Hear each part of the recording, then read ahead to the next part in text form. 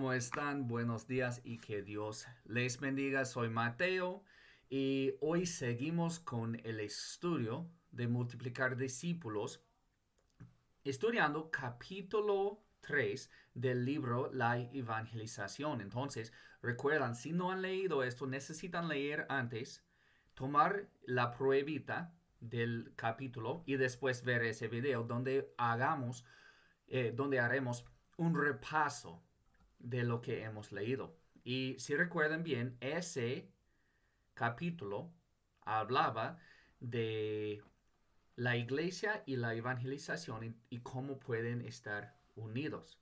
Y que es algo muy importante porque hemos estudiado antes que es mejor que hagamos el evangelismo juntos porque lo hace más fácil, lo hace más claro, pero también la manera mejor es la iglesia, porque obviamente Dios, Jesús dio la promesa que el infierno ni tiene poder sobre la iglesia, que la iglesia va a vencer el infierno. Y hay mucho más. Él empezó el capítulo, vamos a recordar, él empezó el capítulo con Juan 13:35. En ese versículo, Juan dice que en esto conocerán todos que sois mis discípulos. Yo dije Juan, pero Jesús dice, en esto conocerán todos que sois mis discípulos. ¿Cómo? Si tuviereis amor los unos con los otros. Y él tiene todo ese espacio que dice que, que muestra la gloria de Dios, que muestra que somos hijos de Dios, que muestra que somos los discípulos, el amor que tenemos juntos. Y eso es muy importante porque está enseñándonos que la manera de vivir nosotros también está predicando un mensaje. Obviamente necesitamos usar palabras para terminar con el mensaje, pero en la evangelización podemos mostrar mucho del mensaje con nuestras vidas. Por ejemplo, Jesús ama los que no se debe amar. Nosotros amamos en la iglesia, amamos los que no debemos amar. Usualmente no pasamos con los tipos de personas en la iglesia, pero como somos hermanos, eso cambia todo. Nuestra manera de vivir en la iglesia cambia todo. Y el mundo vea esto. Pero él habla de muchas cosas acerca de la evangelización en la iglesia y cómo está unido. Y él habla de una pregunta que voy a poner porque él no le gustó eso y vamos a charlar por qué. Eh, Eso pasó. La mujer dijo, muchos vietnamitas se están mudando a la comunidad en torno a nuestra iglesia. ¿Qué hará la iglesia para alcanzarlos? Es muy interesante, porque es una buena pregunta en muchas maneras. Es buena pregunta porque esa mujer quería alcanzar a los vietnamitas. Pero ¿por qué fue malo? Porque muchas veces cuando decimos ¿qué hará la iglesia? Es decir, ¿qué hará el pastor? O ¿qué hará o cuál tipo de programa harán? Y cuando hablamos de la iglesia, es importante saber qué es la iglesia. La iglesia es la comunidad de creyentes. Entonces, cuando ella está preguntando qué hará la iglesia para evangelizar a esas personas, debe preguntarse, ¿qué haré yo? Y necesitamos enseñar nuestras iglesias esa verdad, que como iglesia somos una comunidad de personas y cada persona es parte de la iglesia.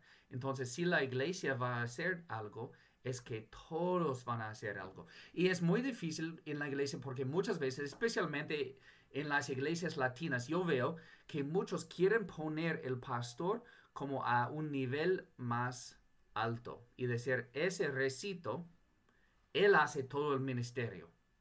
Y nosotros, como miembros, solo podemos descansar y ver y a veces quejar y a veces dar ideas, pero el pastor hace todo el ministerio, o tal vez un grupo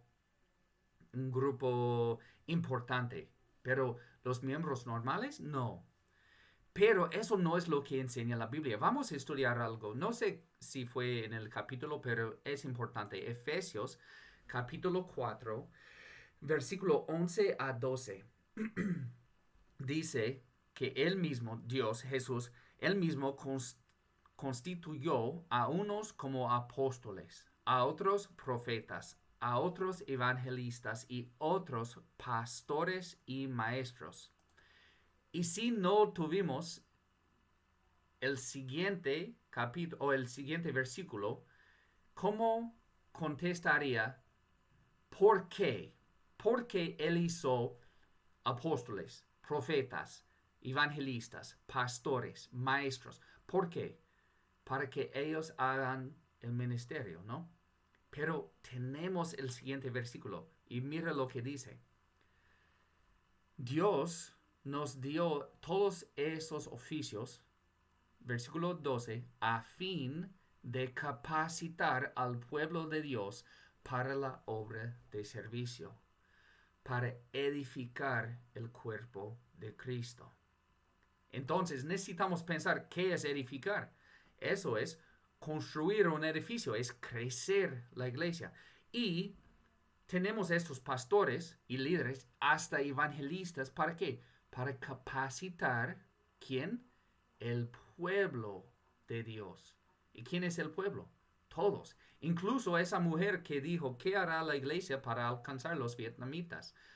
Ella debe estar capacitada para alcanzarlos, porque la obra de ministerio pertenece a todos. Efesios 4, 11 y 12 nos enseña claramente que los líderes en la iglesia deben capacitar todos para hacer el ministerio.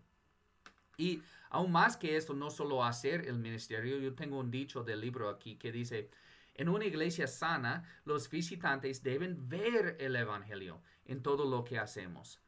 Por eso, cantamos la palabra, oramos la palabra y predicamos la palabra. Queremos que la gente oiga el evangelio en la reunión. Entonces, no solo es que vamos haciendo el ministerio, pero vamos a mostrar el mundo el evangelio con la manera de vivir, con la manera de hacer los cultos de domingo, con la manera de vivir juntos en comunidad. Y él dice que vamos a cantar la palabra y orar la palabra. Pero yo tengo una pregunta. ¿Cómo podemos cantar el evangelio? Porque eso es parte de nuestra tarea como líderes en la iglesia. Nuestro papel es asegurar que estamos cantando el evangelio. Entonces necesitamos preguntarnos, ¿de qué cantamos?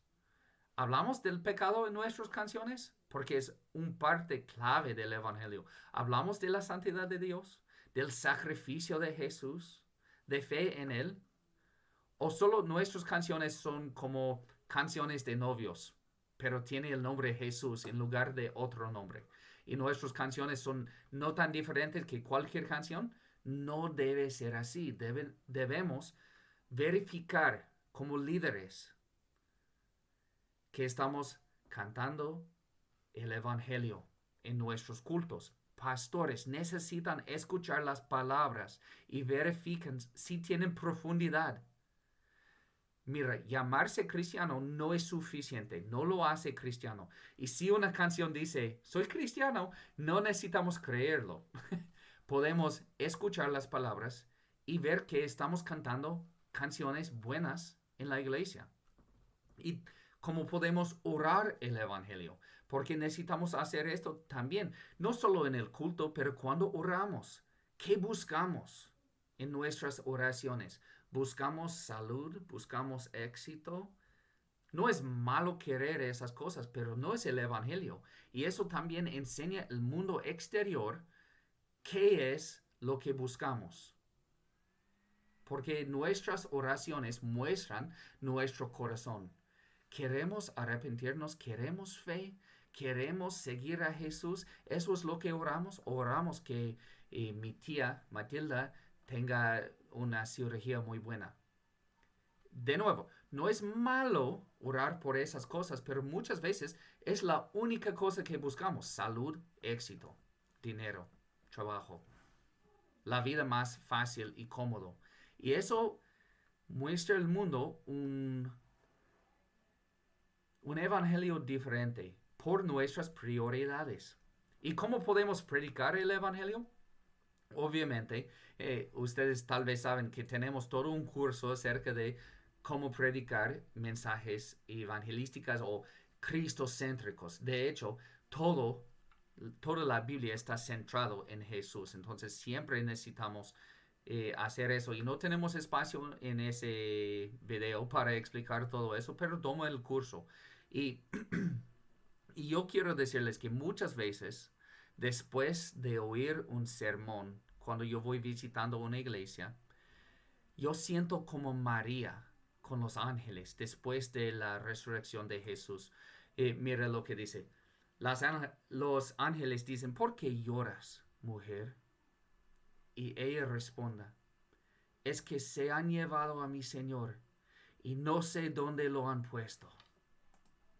Yo siento así muchas veces al escuchar los sermones.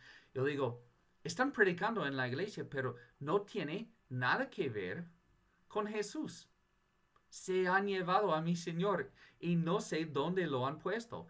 Y están predicando morales y cómo debes vivir, pero también predican esos en las mezquitas, en las sinagogas, los judíos, los musulmanes. Casi cada religión tiene una manera de vivir que es bueno, sea bueno con los vecinos, no sea malo.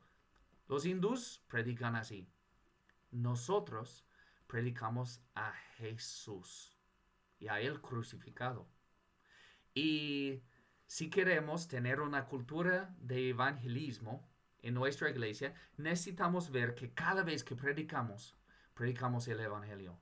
Porque el Evangelio es el centro de la Biblia. Cada texto de la Biblia nos guía al Evangelio. Y quieren que la gente pueda invitar amigos a la iglesia y que los amigos escuchan el Evangelio. Pero muchas veces están invitando a un amigo que está perdido, cayendo en pecado. Y el mensaje que ese amigo escucha al llegar en la iglesia es, sea mejor. ¿Dónde está la esperanza? La única esperanza que tenemos es Jesús. Con el poder de Jesús y lo que Él hizo en la cruz, sí podemos ser perdonados, limpiados. Y aún podemos estar transformados, pero por el Evangelio, no por la ley. Y muchas veces usamos la ley, predicamos la ley y no tiene poder. Y decimos, ¿por qué la gente no cambia? Es porque no hay poder. Bueno, eso es parte de hacer una cultura de evangelismo en la iglesia. Y él dice también que la iglesia es el evangelio hecho visible. Y hemos estudiado acerca de cómo amamos y hemos hablado sobre el culto de domingo y cómo predicamos y todo eso. Él en el libro habla de bautismo, de la Santa Cena, la ofrenda y la predicación. Obviamente yo hablo mucho de la predicación porque me importa mucho, pero hay más. Podemos hacer el evangelio visible en muchas maneras. Por ejemplo, la manera que nos arrepentimos, la manera que lloramos. Mira, si arrepentimiento es solo yo voy a ser mejor, yo voy a hacerlo mejor, eso es el mismo tipo de arrepentimiento que tienen los fariseos. Pero si decimos soy malo, pero Jesús me ama de todos modos, eso es diferente. Y si decimos voy a mostrar los pecados pequeños que la gente no importa. Pero el pecado grande en mi vida voy a negar, voy a ocultar todo el tiempo como Adán y Eva con las hojas. Eso es un tipo de arrepentimiento que no sabe el poder del Evangelio para perdonar esos pecados gigantes, para transformar pecadores gigantes como Pablo. Pero también la manera de llorar. ¿De qué nos hace llorar? ¿Un cáncer o un pecado. ¿Qué nos hace llorar? ¿Que hemos perdido el trabajo? ¿O que un vecino nuestro murió sin el Evangelio? Necesitamos pensar en qué nos hace llorar, porque eso predica al mundo. ¿Cómo perdonamos a los demás en la iglesia? ¿Cómo nos arriesgamos? ¿Cómo hablamos? ¿Cómo están nuestros matrimonios? Nuestra crianza de niños. El Evangelio debe cambiar todo. Y él dice que 1 o 2 grados de desvío te llevan lejos del objetivo. Y yo encontré una imagen de esto, obviamente, o no obviamente, ya, pero tristemente está hecho en inglés porque no encontré uno en español, pero puede ver que aquí abajo tenemos un cambio, un desvío. Y un camino va por aquí, otro camino va por aquí. Y en el principio el desvío es muy poco, es como no hay mucho cambio, pero al llegar muy lejos, la diferencia es más grande. Eso es lo que él quiere enseñarnos. Es que un desvío pequeño puede hacer consecuencias grandes. Y él habla de volar un avión y tal vez terminar en otro país por el cambio, el camino diferente. Pero todas las maneras en la iglesia, que la iglesia es visible, podrían estar proclamando un evangelio erróneo. Por ejemplo, hablando de lo que hemos dicho de antes, eh, de arrepentimiento, de llorar, todo eso. ¿Qué pasa si ocultamos los defectos de las personas, de nosotros mismos? ¿Qué pasa? Es que nunca podemos arrepentirnos. ¿Por qué? Porque no tenemos problemas.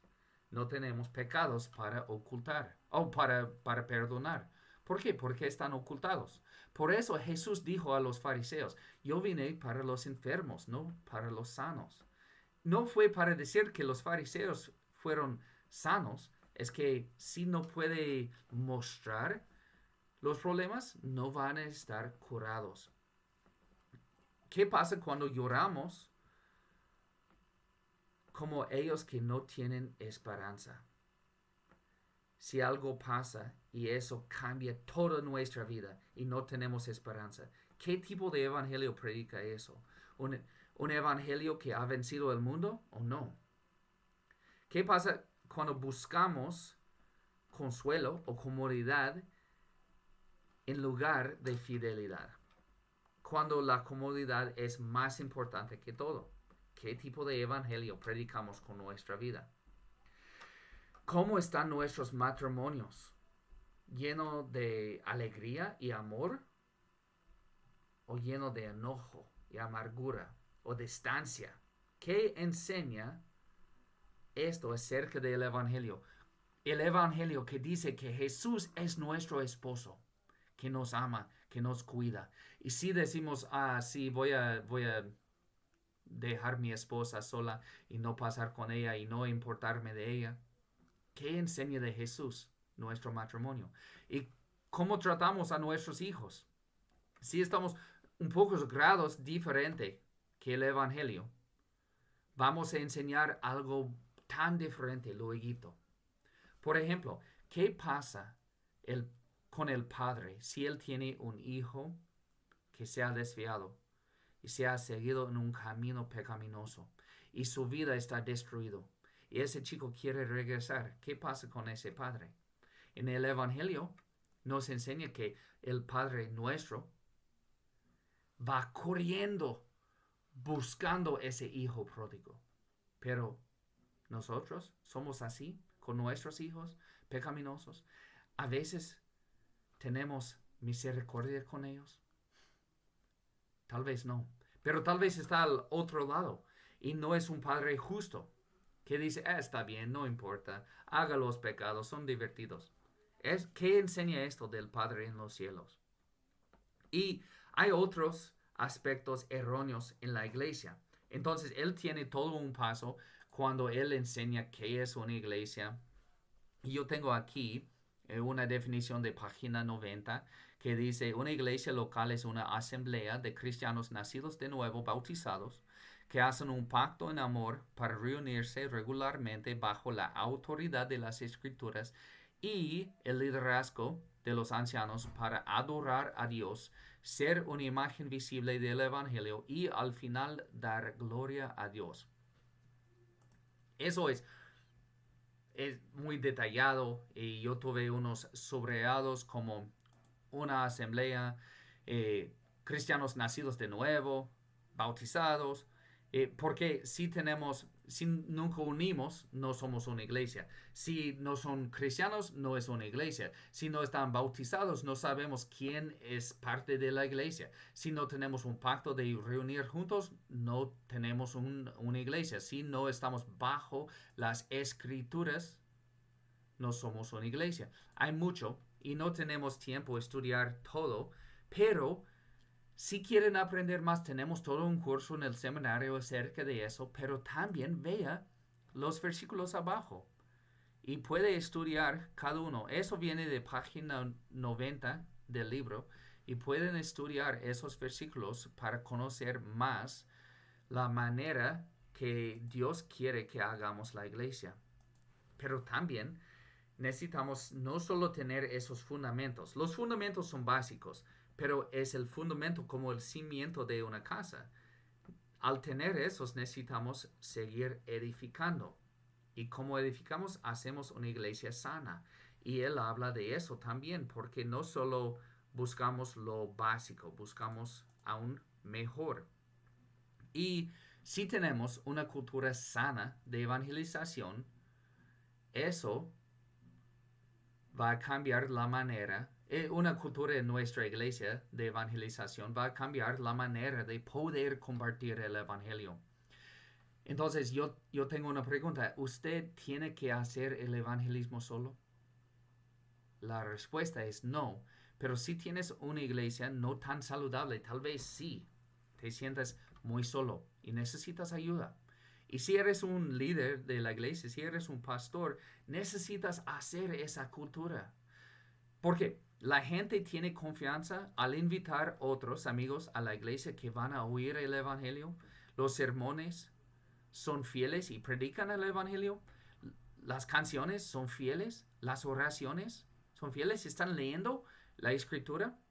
Pero aún más difícil, si están formando una cultura en la iglesia, tiene confianza la gente al invitar a sus amigos a su iglesia que van a ver el evangelio en la manera de vivir los miembros de la iglesia, porque eso es aún más difícil y necesitamos poder no solo escuchar el evangelio, pero también ver el evangelio. Y eso es lo que buscamos en ese capítulo. Por la semana que viene tenemos las tareas de leer el siguiente capítulo, que es capítulo 4 de la evangelización. Tengo aquí evangelismo, pero la evangelización por Max Stiles.